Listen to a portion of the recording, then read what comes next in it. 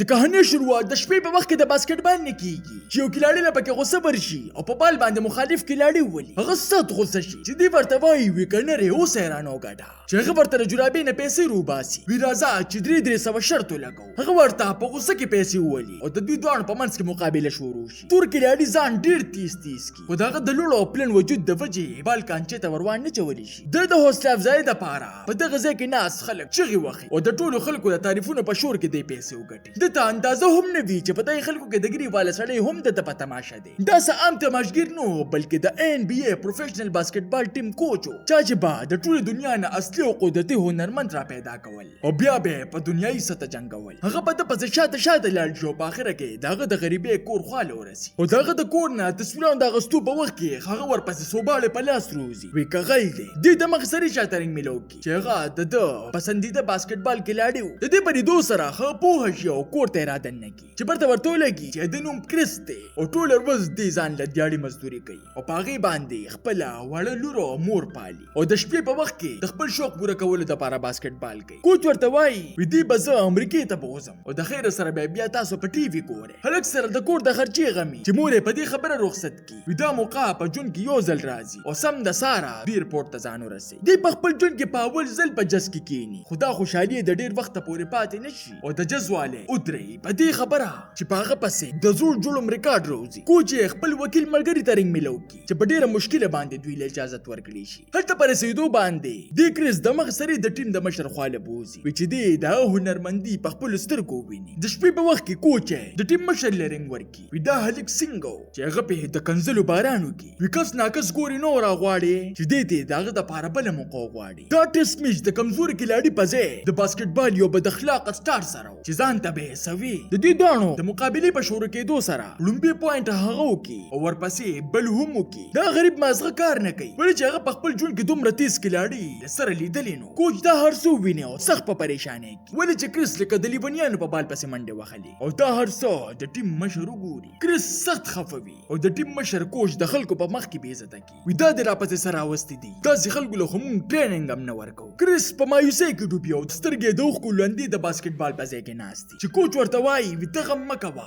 پتا کې پټ صلاحیت صرف زری دی شم ستا د وجې ما هم نوکری پرې خوده دا څه به د ټرین کم چې د کوسو دا وړو کې کلاړي با په غټو غټو کلاړیانو سره وګرځي بس ته صرف ما خپل کار ته پرېږده بیا ګوره او په دغه وخت کې د کریس ټریننګ شروع شي چې کوچ په گاډي کې ناشتي او کریس لا منډه ور کوي او د سار پټین کې به باډي بلډینګ کوي او بیا ورته د باسکټبال د ټریننګ شروع کی چې د عام پلیرانو نه سخت راکاږي د دش په ورځ دوه په ټریننګ کې تیریږي او ورځ تر ورځې بهتري پکې ښکاریږي کوچ ور سره هڅه په غب کې میچ لګي چې هغه دومره تیز شوی وي چې کوچ ورلا خالم نشي ورتلې د دې باوجود کوچ چې کله دې په ټیم کې د وردن کولو د پاره د ټیم مالکانو سره رابطه وکي نو د جرم د ریکارډ د وجې څوک هم د قبل ورته تیار نه د دوی د زوړ ټیم مشر خپل انټرویو کې په غرورانه انداز کې وایي وی د سپین مزدورانو ته ګوره او زما په ټیم کې داخليدو ته ګوره او بارته پراتلو سره کریس کوچ د گریوان ونیسي چې پولیس را روان یو پرېګ دی په خپل گاډي کې کینی چې هغه ورته هر څه صفه وایي وی زما خزه یو نشي سره تختې دی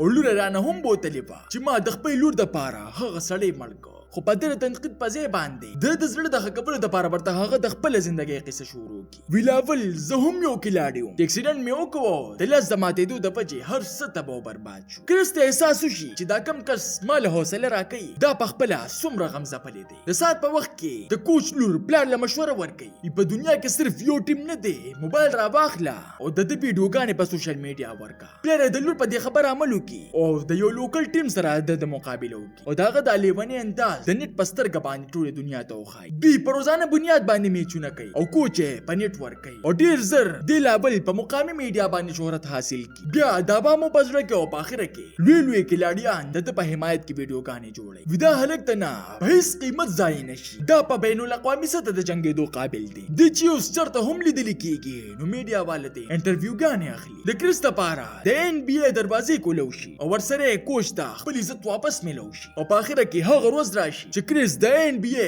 د ټیم حصہ جوړ شي او هغه خوب چې کوم د سپین د خورې نه روچت شوی وو اوس اسمان ته لګیدا د ټری په وخت کې هم د هغه ټیم مشر ناست او د مقابله هغه مخالف ټیم سره په کم کې چې هغه لوی نظر او بد اخلاقه کلاړي هغه په دغه ورځ هم د پسې خاندي خو د هغه د برابرۍ باوجود دی ولا جواب نه ورکړي د میچ په شروع کېدو سره مخالف ټیم 2 پوینټ وکړي چې مشر خاندي خو دې داسې مقابله شروع کی چې په دغه ځای کې ناس خلک په لاسونو په پړقېدو مجبور کی د میچ په منځ کې هغه بد اخلاقه په کریس پسې مسلسل انخدي ویل تر اوسه پورې به په پلاستیکي بال باندې میچونه کول اوس په موږ سره مقابله کې خو د جواب د نه ورکولو د وجې هغه په لدی کور کې کوچ چې کله دوه ویني نو امپایر ته وایي چې دا څه شروع دي هغه ورته چپ پاتې کېدو ته پاره وایي ولې چې د ټول د ټیم د مشر چالو هغه په دې خبره پوهه چې کریس یو حساس طبیعت لري او هم دغه شان دغه توجه ګډه وډه شي او ټول پوینټونه ته مخالف ټیم وګټي او په اخر کې هم دغه پانداس کې لور ته ورل لاس خوځي چې کریس لپاره سخت غوسه ورشي او په دګې راغورځي خو د پلق په ځای باندې لاس مکه لرول او د لوبي د خرابولو د وجې د لوبي نه را برکلی شو هوی په خپل چال کې کامیاب شي دی دوانه په سخت مایوسۍ کې د ایرپورټ طرف ته روان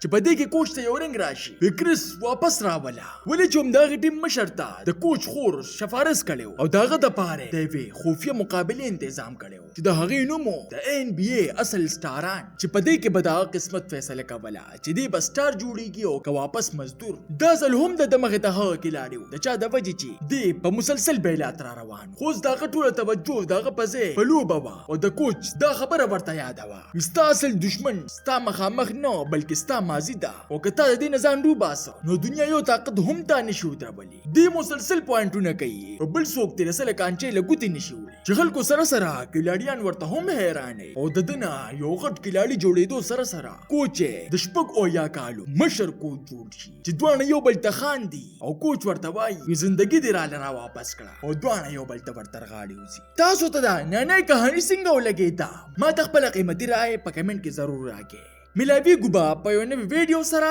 مال راکې اجازت بای بای